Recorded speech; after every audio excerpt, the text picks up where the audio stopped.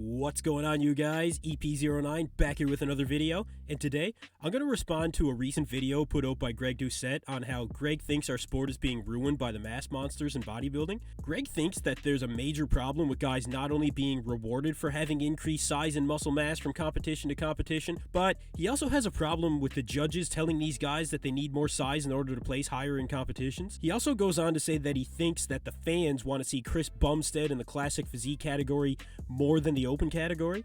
Greg thinks he knows what the fans want to see, and I'm going to explain in this video why he's wrong. What Greg does not seem to understand is that the fans want the mass monsters, but we also want the aesthetics to go along with it. So I'm going to run a couple of clips here of what Greg had to say in a recent video that he put out, and I'll let you guys know what I think. Check it out. And so what I see in bodybuilding is a major problem, and that is the pursuit of size at all costs. And as Arnold Schwarzenegger puts it, bigger is not always better, and for the most part, it often can make it worse. This year, more than any other year, we've seen bodybuilders who came in bigger, but were not at their best. Okay, now, this is not necessarily true.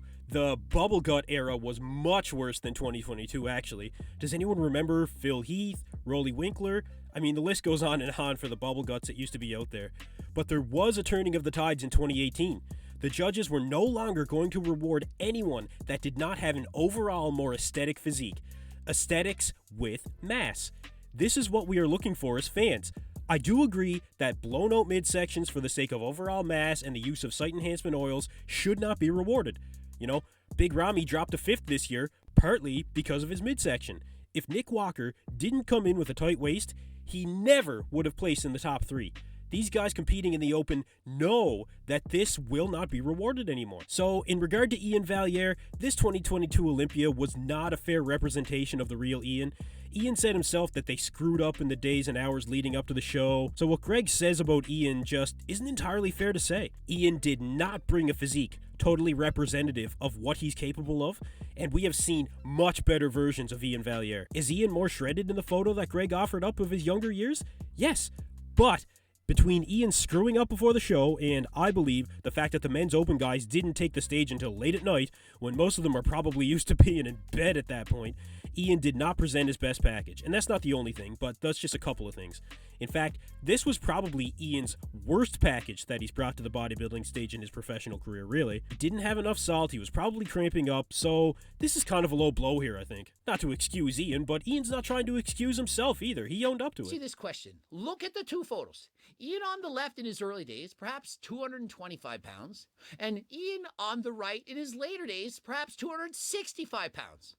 Bigger, sure, but which physique would you want? Which physique would you aspire to be?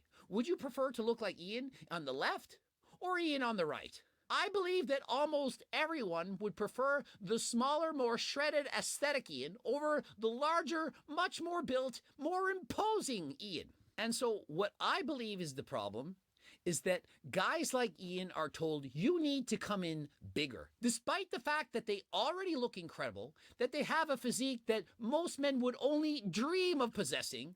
They're told it's not big enough. You need to get larger. Okay, so here's the thing. Competitive bodybuilding for the fans is not about what physique they want to have. Competitive bodybuilding is about what the fans want to see on stage.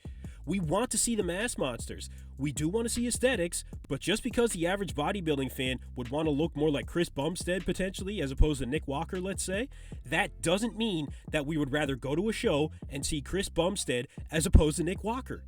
I personally enjoy the men's open class more, and I mean, I'm just a fan. I love the classic physique. I think it's been a great addition to the Olympia and to bodybuilding around the world, but man, the fans want to see the mass monsters. And yes, minus the bubble guts. Ian is told by the judges, if you get bigger, you will be rewarded. You will place better. And so what do bodybuilders do year after year? They add on more size and say, I put on 10 pounds this year. I put on 5. I put on 20 pounds. And they compete and they get rewarded. But eventually, they don't continue to get those rewards, and eventually, those physiques, they don't necessarily look better. So the judges made a statement in 2018 when Steve Weinberger said that Phil Heath lost his Olympia title to Sean Roden because of the midsection. That was a changing of the judging criteria. Sean held his condition very well. Phil also was in excellent condition. But Phil also had that problem with his stomach, and that really hurt him. It hurt him in a lot of the poses. He wasn't controlling his stomach. The stomach is the main part of the physique. When you're looking at a front double bicep, you're also looking at the stomach. When you're looking at a back double bicep, you're also looking at your lower stomach. The stomach involves almost every pose. Side tricep, overhead abdominals. It's a lot of poses. It affected his overall physique, and Phil wasn't rewarded. So, I mean, the problems that Greg is talking about with the judges, at least with Steve Weinberger anyway, already have been addressed. The problems that he is referring to do not exist. Steve Weinberger does not reward blown out midsections. That's part of why Big Ramy placed 5th this year, and guys that are much smaller from a muscle mass standpoint, you know, like Derek Lunsford, let's say, place 2nd, well ahead of Ramy at this year's Olympia. And so, is there in fact a solution? Well, there are in fact several. One of which would be simply rewarding smaller opponents. Rather than saying, wow, you're so big, I'm giving you first place, look at the quality. They did that this year. They awarded Derek Lunsford. They awarded Hadi Chupin, who had a tight midsection. Nick Walker had a tight midsection. So did Brandon Curry. So did Samson Dauda. You know, maybe there could be an argument for Big Ramy even placing lower than the top 5 due to this. But you know, for the most part, that's just the top 6 that I'm talking about. Greg mentions Rafael Brandao and how he's more aesthetically pleasing, and I agree. Rafael Brandao is aesthetically pleasing, and he was awarded for that by placing 10th this year. But to hang with the open guys, he's just not big enough. This is not new information. Anyone that's a fan of the sport could look at Rafael Brandao and know that he needs more size to compete in the open. That's what the fans want to see. So again, they did look at the quality this year, as well as the muscle mass. Like, the fans do not want to see smaller guys on stage. We want the mass monsters. Why do we want the best physiques in the world to chase size for what? For who? Oh, open is so much more popular than classic. People want to see the freaks. No, they don't. People want to see, guess who? Chris freaking Bumstead. Why? Because he has a better looking physique. Yes, we do. We do want to see Chris Bumstead. But, quote-unquote, better-looking physique is about as subjective of a statement as bodybuilding is as a sport to begin with. We all want to look like Big Ramy. There's a small percentage of people that like it. So what?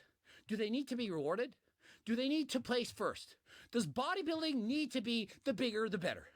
My answer, no.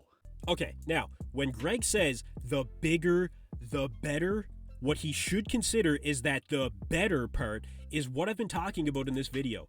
The better is being able to achieve the size and the mass and the conditioning while maintaining the aesthetics.